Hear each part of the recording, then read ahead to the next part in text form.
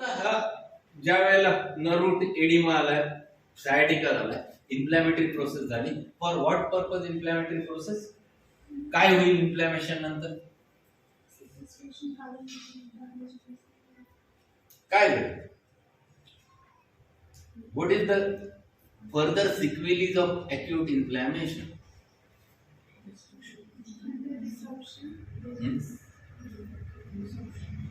Resolution, complete resolution to fight with that foreign body, dissolve that foreign body with the lysosomal enzymes, that is the action, and gradually dissolve that and complete resolution. That is the purpose. What do? We do allopathic treatment.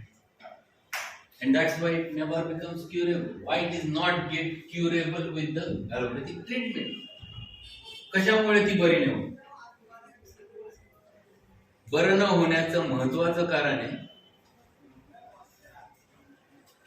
we used to use anti-inflammatory painkillers. कुठले painkiller खाल्ले जातात? Every painkiller is an anti-inflammatory. Painkiller खाल्लं, inflammation, oedema काढून टाकला. Oedema कशासाठी आला होता? Oedema आला होता डिस्क खाण्यासाठी. तुम्ही इडिमाच खाऊन टाकला. डिस्क काय झाली? As it is sequestrated disk is there. So what about the foreign body? It remains it is as it is, which leads towards the chronic inflammation. If it remains persistent, painkiller ची action संपली, परत inflammation. Painkiller ची action, परत painkiller खाली, again it comes down. So this remains for longer time of duration. That causes it. As per allopathic science, this disease is incurable, and that's why they ask for surgery. Which are the surgeries? पूर्वी फक्त काय म्हणतात त्याला? Now there is a discoidectomy which is पूर्वी जर डिस्कॉर्डेक्टॉमी न करता फक्त त्याचे पेडिकल्स कट करून टाकायचे, स्पायनल कॉर्ड रिलीज करायचं. That was the only treatment available. आता बऱ्याच गोष्टी केल्या जातात. There are multiple trials and errors which are done, but all those surgical measures, तुम्ही एक ठिकाणची डिस्क काढली, उद्या दुसऱ्या ठिकाणी होईल, तिसऱ्या ठिकाणी होईल. How many times you going to do surgery? It never works. So this is not the treatment or permanent treatment. So what is homeopathic perspective? So homeopathic perspective is that what is the result of acute inflammation is the phagocytosis. So after acute inflammation, the phagocytosis happens. The sequestrated disk is there that has been completely degenerated, gets absorbed over there and taken out. So what are the sequelae after phagocytosis? The common sequelae is resolution. हा शब्द शिकले? What is resolution? Restoration to the normal means the edema is taken away, the blood vessels which are developed, they are again getting shrunk through the veins or through the lymphatic channels. Whatever the material is there, necrosed material is, that is taken out. So the part again becomes as it is, like the previous thing, which is called as a resolution. What homeopathic medicine do? Where does homeopathic medicine act? Homeopathic medicine acts at the dynamic plane. And what it does? It just stimulates vitality. That is nothing but the immune system. So immune system is already fighting. We have to stimulate that immune system. In our body, the whole process is there. Fighting process is there. आपल्या शरीरामध्ये ते आहे. Only thing is that to stimulate that. So what will be the ultimate? काय होईल? Resolution, 100% recovery with homeopathic management. But question is, what is management? Question arises, what is management in this case? And that's what we have to learn. And for that purpose, we have to learn how to manage acute case of prolapse intervertebralitis. एखादा patient तुमच्याकडे आला, acute pain, he has very severe sciatica and he is in agony. I have ample cases treated with the homeopathy. First thing I used to do is hospitalization with absolute bed rest or absolute bed rest. But it is quite good to hospitalize because at home they never gets the complete rest. So better to admit and go for continuous lumbar traction. आपण continuous लंबर traction कसं असतं ते पाहू. लंबर traction मध्ये लंबर belt असतो, त्याला दोन्ही बाजूने दोन पट्टे असतात. त्या पट्ट्यांमध्ये पुली असते, ती अडकवली जाते आणि वरून संपूर्णपणे त्या पुलीवरनं खाली वेट 10 किलो वेट लावून ते टांगलं जातं.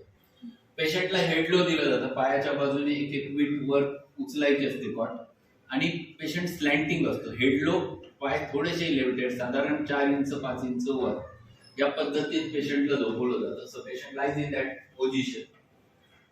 Another important thing is hot fomentation. Hot fomentation म्हणजे काय? गरम शेकवणं. पहिली महत्वाची गोष्ट कायम फिक्स करा डोक्यात. It requires dry heat, no moist heat. आपल्याकडे शेकवणं म्हटलं की ती पाण्याची पिशवी असते. त्या पाण्याच्या पिशवीमध्ये hot water bag it produces a moist heat which is not allowed because moisture causes a further inflammation. Dampness causes a rheumatism. That's why in musculoskeletal disorders, vertebral disorders, joint pathologies, always try to give a hot fomentation, which is a dry type of heat. मग dry heat कशी देणार? पहिली गोष्ट electric heating pad असतं. That is, कारण आजकाल लोकांना पूर्वापार चालत आलेल्या गोष्टी नको असतात. आपण सांगितलं त्यांना की तवा गरम करा, फडकं ठेवून शेका. खूप जणांना ते अरे असं काय असं पाहिलं जातं. म्हणून ते दॅट इज वन थिंग. तवा गरम करायचं, फडकं ठेवायचं, त्याने शेकवायचं, that is the best thing. तव्याचा एक फायदा काय असतो?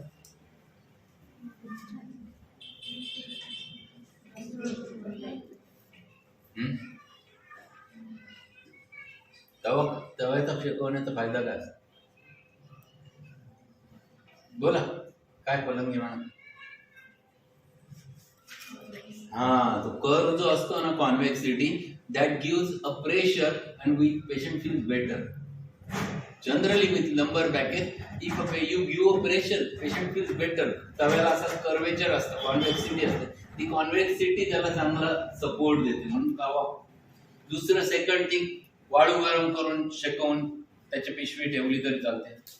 लोक विटकर गरम करतात कारण ती बराच वेळ गरम राहते, म्हणून विटकर गरम करून शेकवलं. These are all the methods which are very essential in such types of pain. It relieves the muscle spasm. Hot fomentation always relieves the muscle spasm. The pain becomes less severe. So that is most important thing, hot fomentation. Due to the rest, nerve edema decreases. That's what I told. Rest घेतल्याने काय होतं? Nerve oedema काय होतं? खूप अंशी कमी होतं, immediately कमी होतं. आणि म्हणून that is very important to go for a lumbar traction. And last point, early pain relief is because of all those measures. Before giving a medicine, these are auxiliary measures which helps to treat that patient. One should not forget all those things. Lumbar traction कसं असतं बघा. This is how the lumbar traction is. आता याच्यात एक चूक आहे, इकडे पायाच्या बाजूला विटा पाहिजे, पण याच्यात त्यांनी काय केलं, पुली वर घेतली जास्त. पण पुली जरी वर घेतली तर पेशंटला ट्रॅक्शन बसण्याकरता हेडलो असेल तर डोक्याच्या बाजूला बॉडी ओढते, अपोजिट साइडला ट्रॅक्शन ओढतं. त्यामुळे हेडलो करण्याचा फायदा असतो. म्हणजे पायाच्या बाजूने इथं विटा लावल्या ह्या बेडला इकडे, तर नॅचरल स्लोप तयार होतो. त्यामुळे बॉडी तिकडे खेचते आणि ट्रॅक्शन इकडे खेचतं. अराउंड 10 kg वेट त्याच्यावर लावलं जातं. हे लंबर बेल्ट आहे, त्याला ह्या दोन्ही बाजूने पट्टे आहेत, इथे एक सेट आहे आणि तो पुलीवरनं असं खाली ओढलाय. याला 10 kilo weight. So common weight applied is 10 kg. 10 kg weight लावल्यावर पेशंटला लावलंय कळत असतं. पहिली गोष्ट लक्षात ठेवायचं, 10 किलो वजन हे अजिबात जाणवत नसतं, कारण एवढं त्याचं शरीराचं वजन किती असतं? 50, 60, 70 किलो असतं. त्याच्या पुढे 10 किलो त्याला काहीच नसतं. फुल करताना it is applied to whole body. So patient never feels की खूप, परंतु ते फील कधी होतं की त्याचा बेल्ट हळूहळू खाली निष्ठून जातो, खाली जायला लागतो. मग परत थोड्या वेळाने काय करायचं, तो बेल्ट वर सरकवायचा. बेल्ट वर सरकवताना पहिली गोष्ट लक्षात ठेवायची असते की तसंच नाही सरकवायचं. You have to lift the weight, release the pulley, ask him to take it up, tight again and then this is the method with which it should be applied. म्हणजे तो काढायचा पूर्ण पहिल्यांदा आधी वजन उचलून घ्यायचं, वजन उचलून बाजूला ठेवलं की मग बेल्ट परत वर सरकवायचा, लावायचा, again you do that. This is the best way, best method to get a very ugly. Okay, कळालं नंबर ट्रॅक्शन कसं लावतो? Any query? What is medicinal treatment? आता होमिओपॅथिक. पहिला part similimum depending upon presenting totality. आता पेशंटचे complaint काय? He is having pain, he is having very acute sciatica. So your first approach should be to give him a pain relief. तो तुमच्याकडे का आला? He wants pain relief. He doesn't want ideal cure. आपल्याकडे patient जो आलाय तो सांताक्रूजचा नाही. Patient आला त्याला एवढंच माहिती, मला बरं वाटलं पाहिजे. तुम्ही काय करा, तुम्ही त्याला ताण लावा, तुम्ही नाहीतर इंजेक्शन द्या, तुम्ही काही करा, मला फक्त पेन रिलीफ पाहिजे. So most important thing you have to find it out, right similimum with acute totality which covers that acute problem, followed by a constitutional miasmatic remedy. हा नंतरचा पार्ट. कॉन्स्टिट्युशनल रेमेडीची गरज काय? आता डिस्क प्रोलॅप्स झाला, constitution defective झालं म्हणून disk prolapse झालं. त्यातनं डिस्क फाटली आहे, त्याचं ॲन्युलस फायब्रोसिस फाटलं का? बरं, तर जीर्ण झालं होतं, वीक झालं. म्हणजेच काय डिफेक्ट कुठला झाला? कॉन्स्टिट्युशनल. एका ठिकाणी झाला, उद्या दुसऱ्या वर्टेब्रल होईल. Unless and until you treat the constitution properly, patient will not be cured completely. So either constitutional remedy or miasmatic remedy, depending upon the situation, that should be followed by an acute remedy. Okay, and then when pain stops, एकदा pain थांबलं तर पुढचं काय? Gradual walking with spinal extension exercises to prevent recurrence. पेशंटला हळूहळू चालवायला लावायचं. म्हणजे पहिल्यांदा तुम्ही काय केलं होतं? आता दुसरी गोष्ट काय होती की लगेच पेशंटला चालायला जात जा 5 kilometre 45 minute. Again patient will admitted. पेशंटला पहिल्या दिवशी उठवायचं, पहिल्यांदा त्याला ब्रेल द्यायचं, sit for some time, then stand for some time, then walks for few foot steps. मग ग्रॅज्युअली अजून थोडं जा, अजून थोडं वाढव. So gradual walking should be, that is very important. Spinal extension exercise.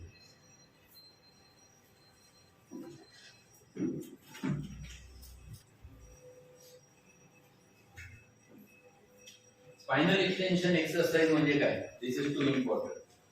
पेशंटला पालथं झोपायला लावायचं. स्पाइन काय करायचं? आपल्याला एक्सटेंड करायचं. दोन्ही पाय शेजारी शेजारी, एक एक पाय सरळ ताठ वर उचलायचे. 3 श्वास होईपर्यंत वर धरून ठेवायचे. 3 श्वास झाले की खाली. आता दुसरा पाय, त्याला आपण अर्ध शर्वासन म्हणतो. 3 श्वास झाल्यावर वर. असं झालं की डोकं एका बाजूला, गेट रिलॅक्स, पूर्ण शरीर शिथिल सोडून द्यायचं. काय काय सांगितलं आपण? एक एक पाय पूर्ण उचलायचा, 3 श्वास होईपर्यंत वर धरून ठेवायचा. त्याच्यानंतर दुसरा पाय उचलायचा, 3 श्वास होईपर्यंत वर धरायचा, परत खाली ठेवायचा. दोन्ही पाय उचलून झाले की अर्धा मिनिट कम्प्लीट रिलॅक्स. याच्यामध्ये तुम्ही कॉन्ट्रॅक्ट केलं होतं, आता काय करायचं? रिलॅक्स. मग परत परत मान सरळ करायची. मान एका बाजूला रिलॅक्सेशन साठी करायची, परत मान सरळ, पुन्हा तोच. That is first exercise where you extend the spine. दुसरा एक्सरसाइज, दोन्ही हात पाठीमागे एकमेकांमध्ये अडकवायचे, एक बोट अडकवायचे, डोकं वर, छाती वर आणि हात मागे, हात मागे टाकायचे, हात मागे टाकायचे, पूर्ण वर करायचे. दिस इज स्पाइनल एक्सटेन्शन. तुम्ही याला काय म्हणायचं? भुजंगासन. भुजंगासन हे फार महत्वाचं. परत भुजंगासन 3 श्वास होईपर्यंत करायचं, अर्धा मिनिट परत रिलॅक्सेशन, डोकं एका बाजूला, डोकं एका बाजूला, कम्प्लीट रिलॅक्स. दिस इज भुजंगासन. हे स्पायनल कॅनॉल डिसऑर्डर्स मधले सगळ्यात महत्वाचे spinal extension exercise, except one disorder. ती कुठली आपण पुढे शिकणार. एकमेव डिसऑर्डर ज्याच्यामध्ये एक्सटेन्शन डिसऑर्डर एक्सरसाइज चालत नाही, त्याच्यामध्ये फक्त आणि फक्त फ्लेक्शन एक्सरसाइज लागतात. Otherwise this is all the spinal canal disorders requires the extension exercise. ये so spinal extension exercise, what is the use of spinal extension exercise? The paraspinal muscles become strong, the ligaments become strong, the nucleus annulus fibrosus becomes strong, so it never gets easily torn. So further